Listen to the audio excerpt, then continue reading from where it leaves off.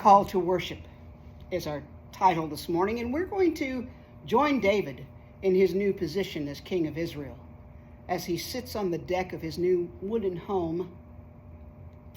No, he thinks to himself, that's not right. The king sits on the parapet of his new palace. Ah, much better, yes. He needs to get used to this new nomenclature. He's not David the shepherd anymore, or David the warrior who slew Goliath.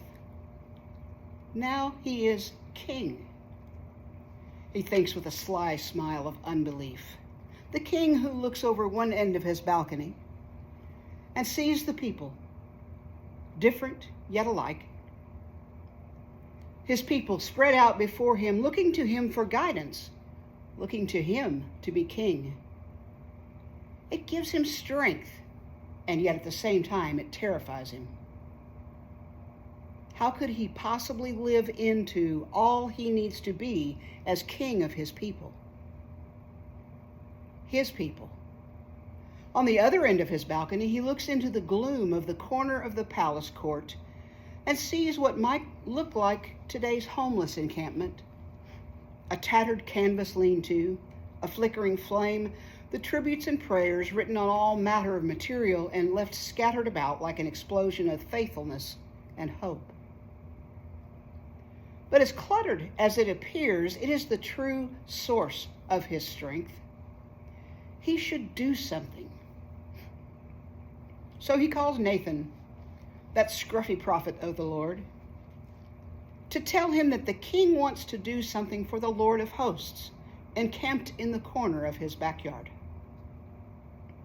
Nathan nods along with David's expansive description of the temple he plans to build to house the God who claimed and named him king. Great idea, Davy, Nathan concurs. David looks him in the eye and says, Davy, your royal highness, don't forget. Nathan and David smile at their familiar joke, and Nathan heads out to pray. As he begins praying, he says, ever-present God.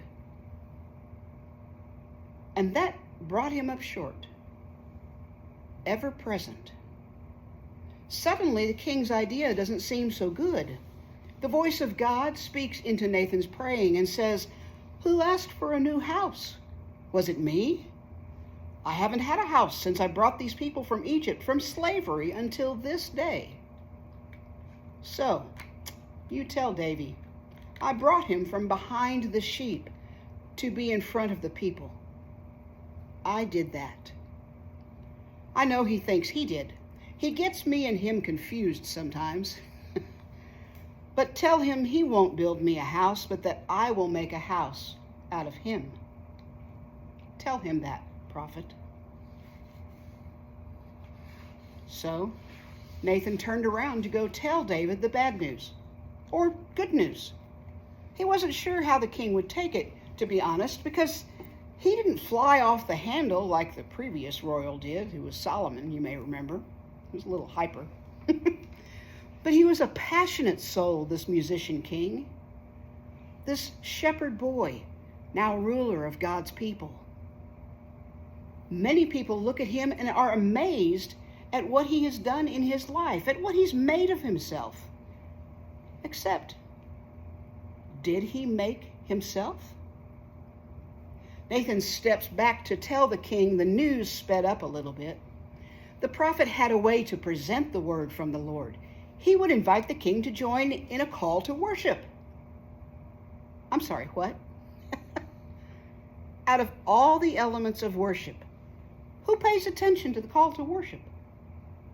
Isn't it really just like the ringing of the bell before class starts, or the whistle before the train zooms through the crossing? The referee's whistle at the beginning of a game, or the teacher rapping her ruler on the desk. It's just noise, just words or music that says, hey, be quiet, it's time to start. Well, yes, it's true that the call to worship does have an attention-getting function. But no, there is so much more going on in those words than we say or songs that we sing. When we gather for worship, like we talked about last week, we gather with our multitude of stories and experiences and particularities. We gather with our certainties and our doubts, with our faith and our questions, with our hopes and our fears. This is the wholeness, as messy as it is, in which we gather. When we are called into worship, we are invited into a new perspective, a new way of seeing and being in the world. It's not that we leave all with which we gathered aside, like out on the doorstep, ready to be picked up again when we leave after the worship experience. We don't leave anything aside when we come into worship. But we are called into this new or renewed way of seeing ourselves and our connections with God and with the wider community as we worship. We are invited into a relationship of support and acceptance. And worship is the arena where we experience this first. David wanted to do something for God. He wanted to build God a house and thereby declare this city, Jerusalem, as the spiritual as well as the political heart of Israel. This sounds like a good thing, to be honest, and you can't help but wonder why God was against it. We could focus on the timing issue.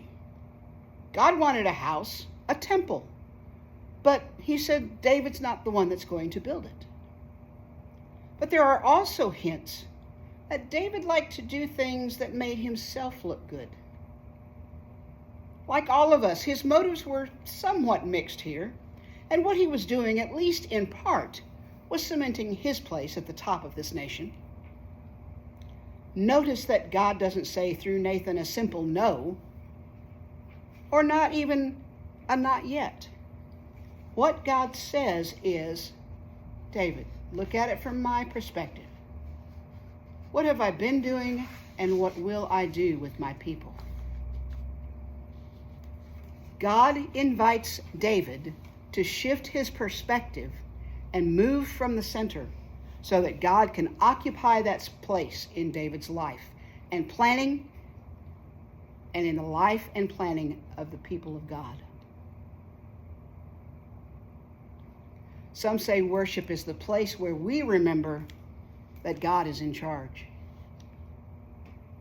That's true, but it's God's vision, God's way of seeing the world that guides us in living out our lives.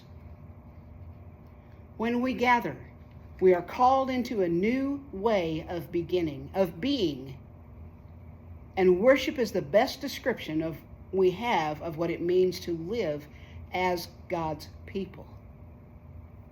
So let us hear the call and live our worship. Amen.